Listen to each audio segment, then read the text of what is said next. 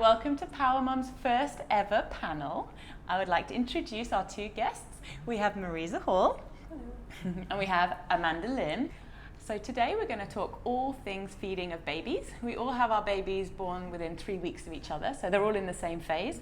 And we're all currently feeding our babies breast milk. So we've all got that in common, but we've got a few things that we're doing slightly differently.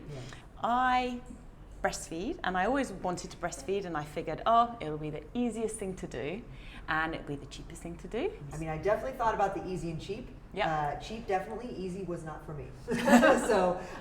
So I'm currently exclusively pumping, and I'm actually just started weaning, which is a wonderful thing for now.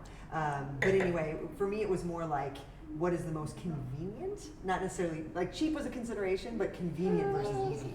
So because my daughter had trouble latching and our relationship, our breastfeeding relationship wasn't as good, we ended up changing to pumping at 2 weeks. 2 weeks.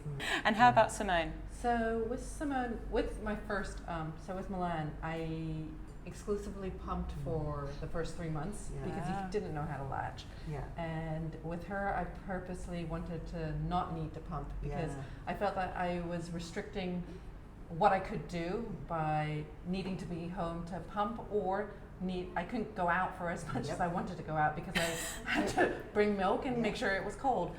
With her, I wanted to make sure I could try to latch from the beginning. I think it was also a bit of a challenge because with him I mixed fed formula and milk. And I wanted to see if I could, or if there was a difference. If there was a difference between just exclusively breastfeeding or breast milk to the babies, but there isn't at all. No. Experiment over, and there was no difference. And I should say we have started integrating one formula bottle at bedtime. Okay, how's that going? Great. Yeah. As much as it breaks my heart, I think she looks forward to it. My husband always jokes that it's Shake Shack, meaning it's like her little treat. She says, the sugary stuff. It's good formula. Okay, and so and you're not doing any formula right now? Not at the moment. No, I'm not. But today, I bought some formula. Look at you! Not Step just one. because of the podcast, because I've been looking at the formula. Every time I go to the supermarket, I stare at the formula.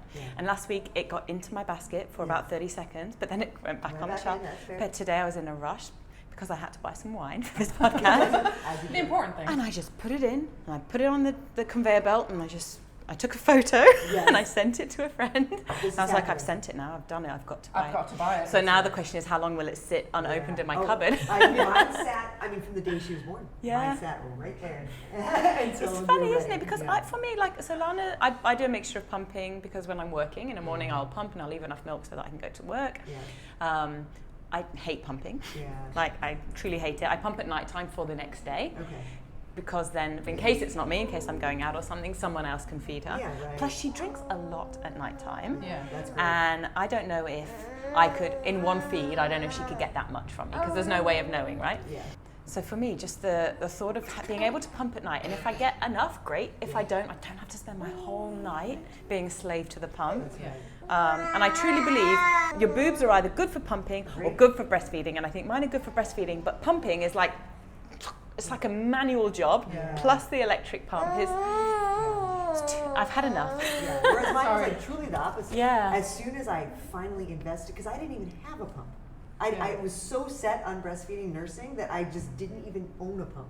And then I was like, oh my gosh. And then once I actually got one, I think, like you said, my breasts were literally like, oh yes, this is what we were meant to do. And you saw some of my yields, like it was like, so far improved after I started pumping. So I think totally your body is like, this is what. So you've used a few different types of pump. I've used a Spectra, Mandela, LV, Haka, manual Avent, however you say that.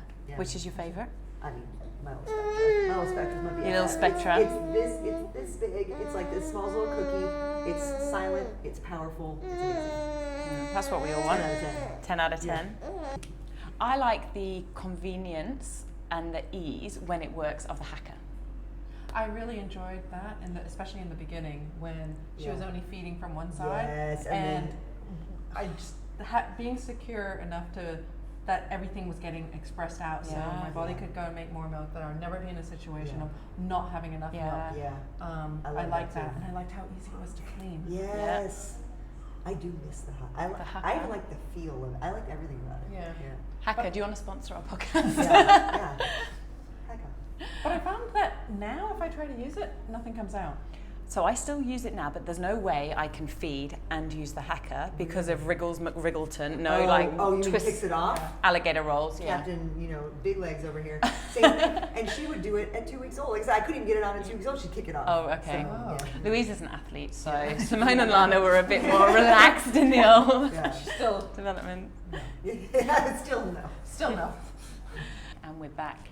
And because we're talking about breastfeeding, we have Exhibit A. Simone decided she wants some now. Yeah. All that talk about milk. All that talk about milk.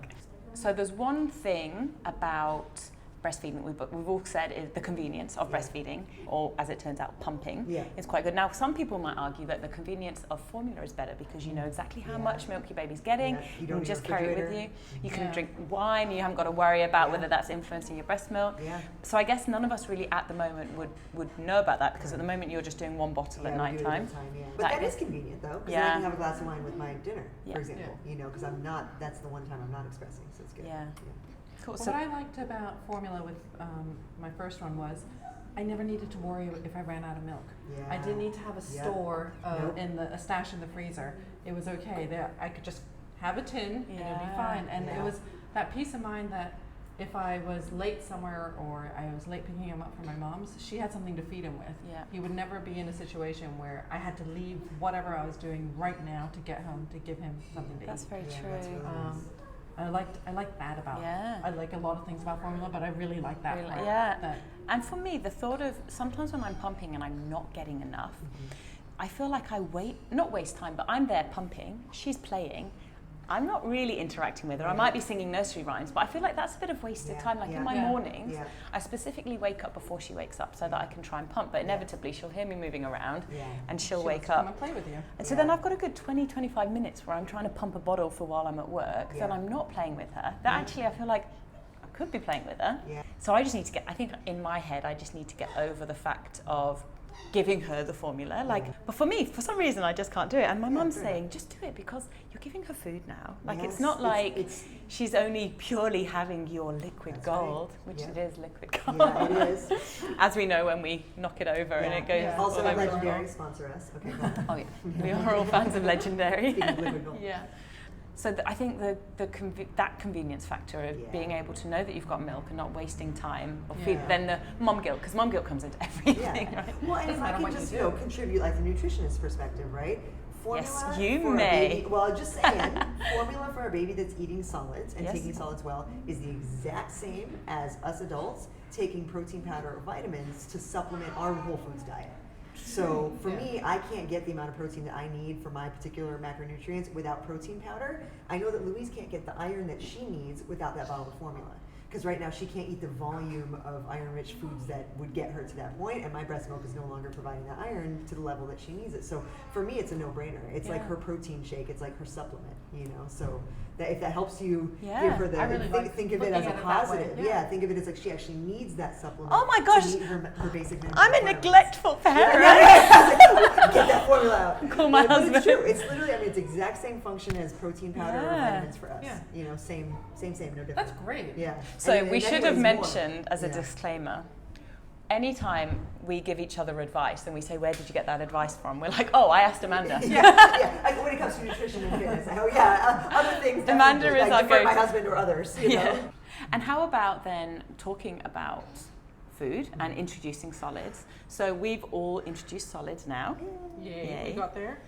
Louise is Amanda's baby is probably the youngest, but it's probably the had the foodie of the lot. So would you talk about your kind of path to solids? So I knew, well, here's the thing. I thought I wanted to do baby-led weaning, and I said, I hope my baby is a baby that wants to do it as well. And this baby is 100% about it. So all the signs that you look for in terms of, are they reaching for your food? Are they interested in food?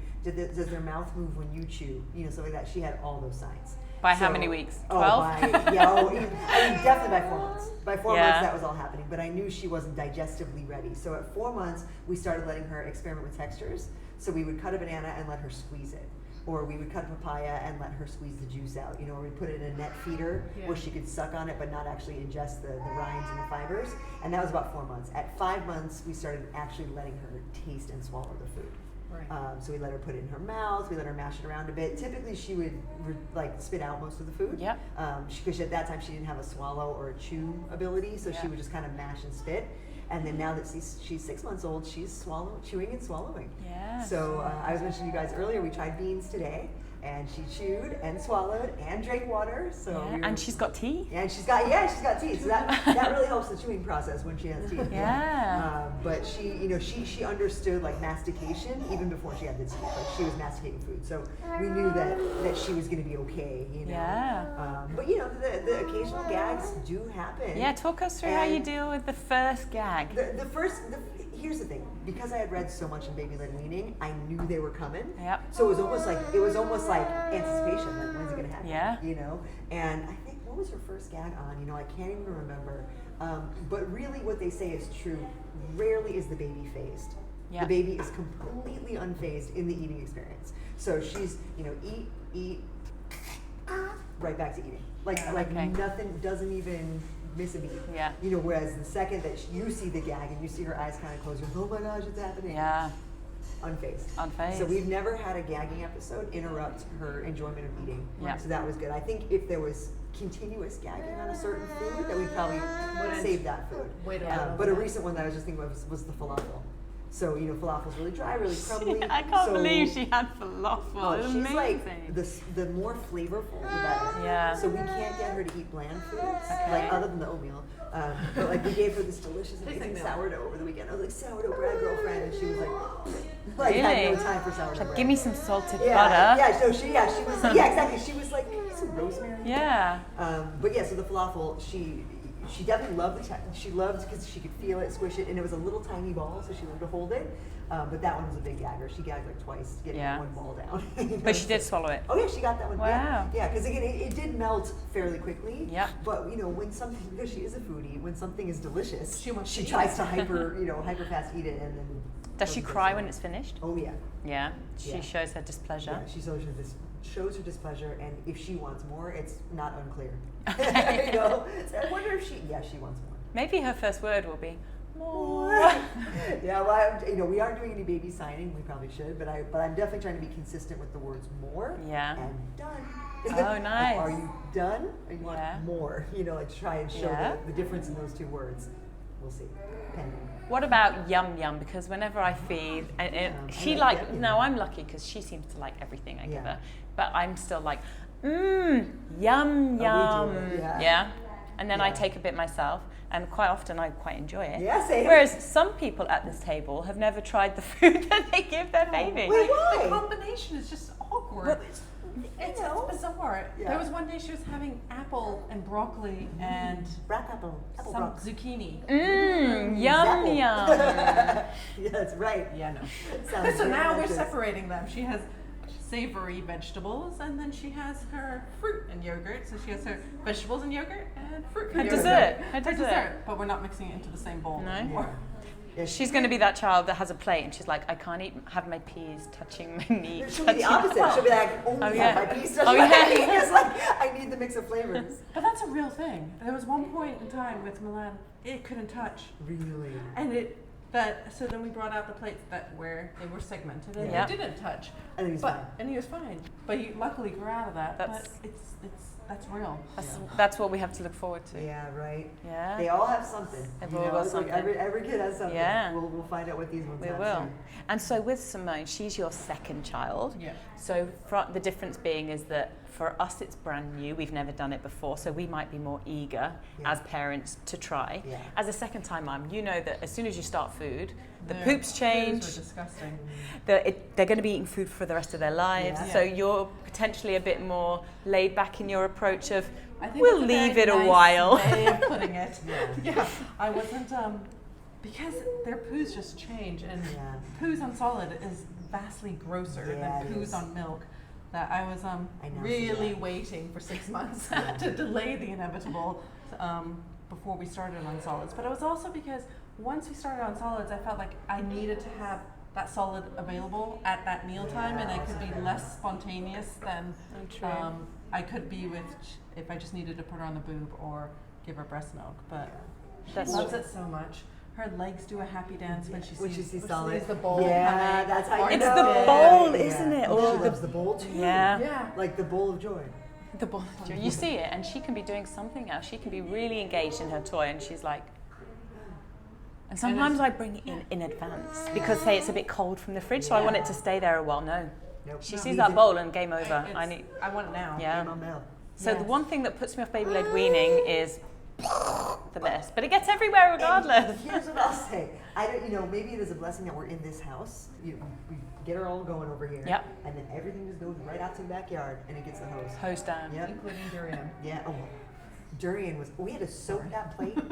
I was like, note to self, why did I even use the plate? Why did I use the plate? Right? Because I was like, I knew it was gonna stay. Styrofoam would have Yes. been. Oh, any sort of trash plate. Because we use a nice baby-led weaning, like rubber plate. I had to soak it in bleach.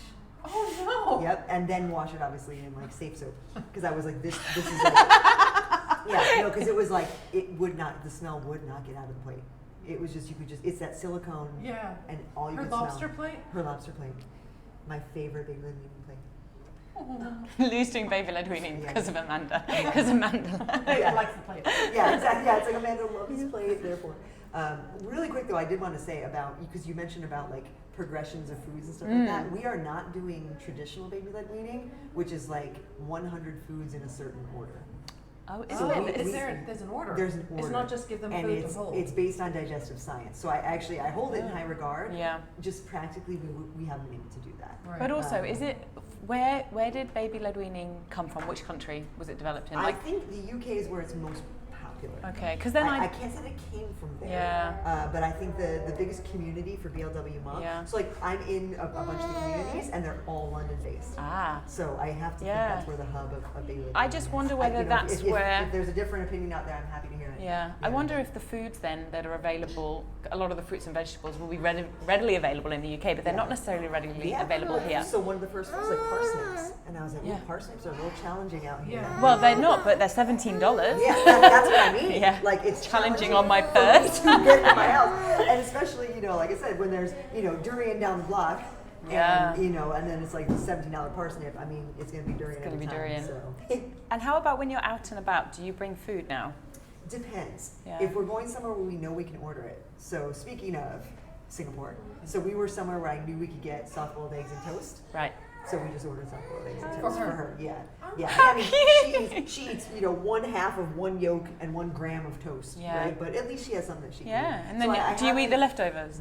I used to think, how can you eat kids' leftovers? Like, like how people are always like, oh, I'm overweight because I eat my kids' leftovers. And now I'm like, yeah, I can see that happening. Because I can't stand wasting food. Yeah. No. Yeah, I cannot stand it. And when No, it's your so- kids' food, it's less gross. Yeah. Like, as in, it's still gross, but you're like, oh, it's my Yeah. kids' snot. It's not someone else's kids' snot. But yeah, so I have not yet got to the point where we're bringing food out, just Yeah. because her appetite isn't enough to worry about, Yeah. right? So Yeah. it's like wherever we're at, she'll get a bite of it.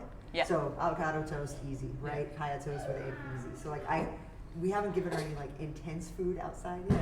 Yeah. All the intense stuff stays in here. Yeah, I think back to the questions I might have asked in my prenatal class, and I'm like, what a dumbass I was. Yeah, no, same. Whereas now, if someone asks that question, I'm like, well, no, obviously, like, no, but it's just practice, isn't it? It's practice makes perfect. Yeah.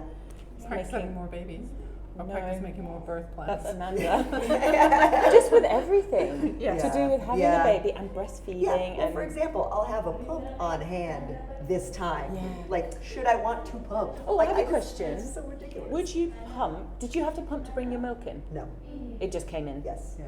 So would next time, because the first few days were so terrible with her being seemingly hungry, I was latching her all the time. Yeah. But that's nature's way. But Stimulating milk they don't production. really need milk for the first 7 to 10 Agree. days. Yeah. Or colostrum. Yeah. Yeah, I agree. But then, like, them screaming all night is a bit Oh, annoying. yeah. No. I agree. I feel like, would I pump just to bring my milk in a bit sooner? Yeah.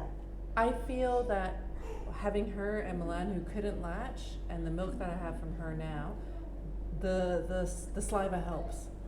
So Okay. completely Yeah. different to you Yeah. and Lou. Yeah. But with her, I had a lot more milk in the beginning, and I feel like it's because she was nursing from the get-go. Yeah. Whereas with Milan, he never did, and so I always had a love-hate relationship. Yeah. I always pumped, but I never got that much from it. I was always behind With him. Yeah. with him. Even though that's all you were doing. Yeah. Oh my goodness, that must have been so Interesting. frustrating. It kind of takes over your life, doesn't Yeah. it? Yeah. I do feel like it's going to be liberating when I'm not. Yeah. But so this is going to be my next thing. If I Yeah. had to describe my breastfeeding experience, Yeah. I feel so lucky to have been able to breastfeed because Yeah. I've fallen in love with breastfeeding, of that connection, which I get when I give her the bottle, to be fair. Yeah. Of that just me and her time, Yeah. it feels lovely. Yeah, it is. When she was little and she was screaming and all I could offer her was my milk, Yeah. and it worked. Yeah.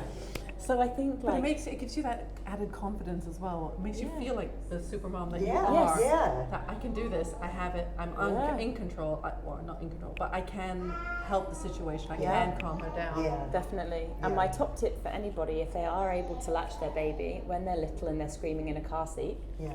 put a blanket over, have a nursing, feed in the taxi. Nice. The only time the driver will know is if your baby makes slurping noises, Yeah. which we had a few. Well, so be it.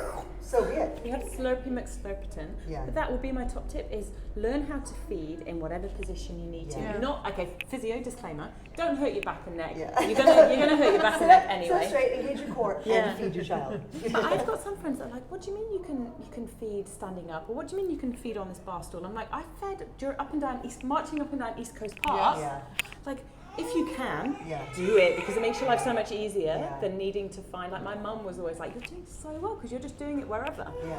And it came easy, so we're so lucky. Yeah. So if it would come easy again for me, I'll be so thankful. So that would be my Yeah. breastfeeding story. Is it did come naturally, Yeah. and I fell in love with it. And Yeah. I don't want to stop, but I Yeah. have got my tuna formula, just in and, case. and again, for me, I guess my breastfeeding story would be like, I didn't fall in love with Yeah. it, but I loved the structure of pumping. I loved it. That worked Yeah. for me. That my personality and pumping schedules, Yeah. two peas in a pod. That's so true. But I didn't know that would be. I was always thinking I would be a Yeah. feed on demand person, and Yeah. I realized I'm actually not a feed on demand person. I'm a schedule it out and put it on the wall person. Yeah. So it was wonderful. Yeah, and Yeah. next time when you've got 2 under 2, We'll see. Yeah. we'll see how you're going. Yeah, we'll see. I mean, I would try breastfeeding, and Yeah. it's not that I'm against it. It's just you You're know, always going to be a pumper, aren't I you? think I might be a pumper for life. I don't know, and I love Amanda's it. our chief pumper in the I group. mean, yeah, I was CPO. CPO. Chief Pump Operator. Yeah, our officer. But yeah, and it's something that I didn't expect at all, Yeah. much like my birth Yeah. plan, but I Yeah. really fell in love with. Yeah, So here we I are. like it. And how about you, Miss? I've got two different ways. I think I